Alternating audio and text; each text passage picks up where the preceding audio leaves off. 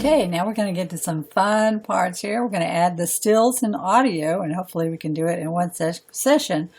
And I won't have to break it up into two. I know Kathy told me not to make this too long, but you know, we had a lot of questions last time. I think I made it too short.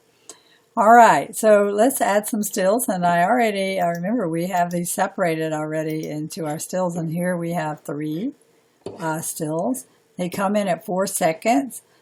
And watch when I am skimming, that's called skimming.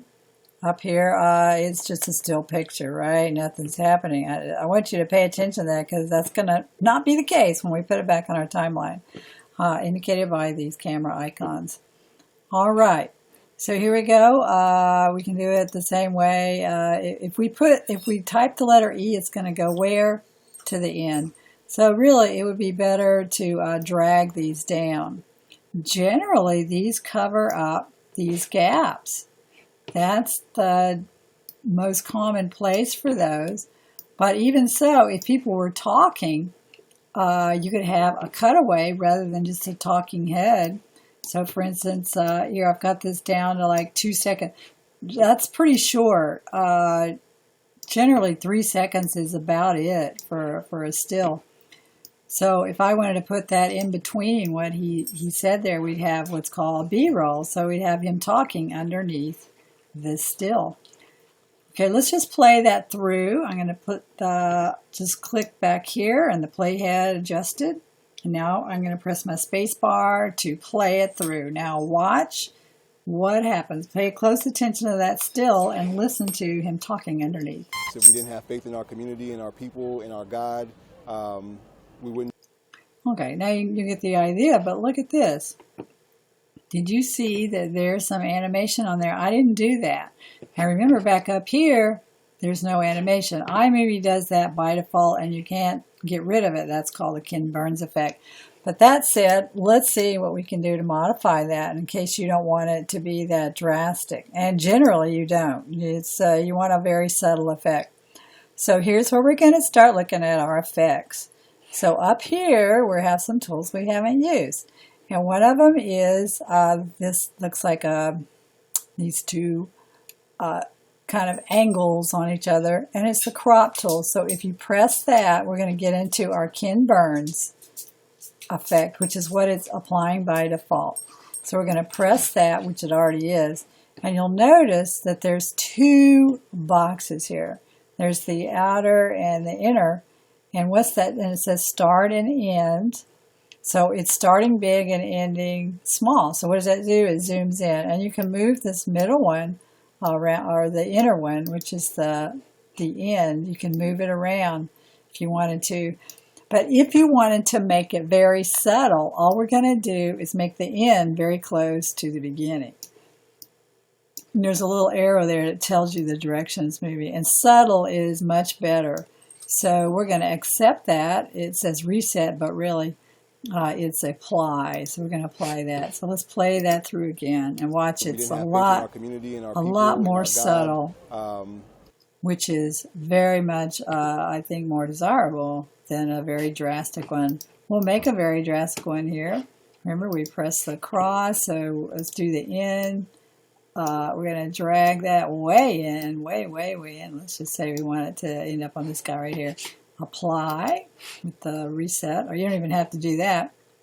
You can just go down here to do the same thing. so we're going to play that through, and now watch the difference of this drastic one. In our community, in our very people, drastic. In our God. That's just not. That's not acceptable. You have to do this.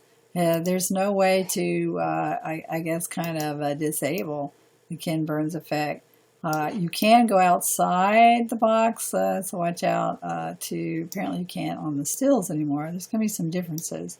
And so we'll take that. That's a nice subtle change. So while we're on this, there's 2 more things I want to show you about these stills. And that is, it's a really nice thing to have it, instead of abruptly showing up, is to have it fade in. So you can do these, there's 2 little handles here. I don't know if you can, there's blue handles. If you grab them, they will, if they're both, they're like attached. So they both go in, and we play that through. We'll notice fades We didn't in. have faith in our community. Very, very nice effect. You can drag that back. You can also go up here, and this is an effects. These three little circles are effects, and this. Watch what happens. We're gonna do the clip filter. There's also for audio too, but let's do this. It says none, but you press that, and we have all of these. And as you mouse over them, it applies the effect. This silent era black and white is kind of nice if you have a really badly colored image. You could just change it to black and white, and it'll probably do the trick with all of these. So if you don't want it, just just clip, select cancel. Okay, and let's see. So there's other tools up here that we're gonna check later. But so that's it for the stills, and of course you can put the stills right in between there if you wanted. Now listen, there's nothing. It's there. Yes, so you're gonna have to put some audio in there, but you can detach the audio from this. And what we could do is we could just kind of put the audio right under there, but it'd be the same effect as if we did this. So, 6 and 1/2 done the other, but watch this. So I'm going to right click, and it's going to detach audio.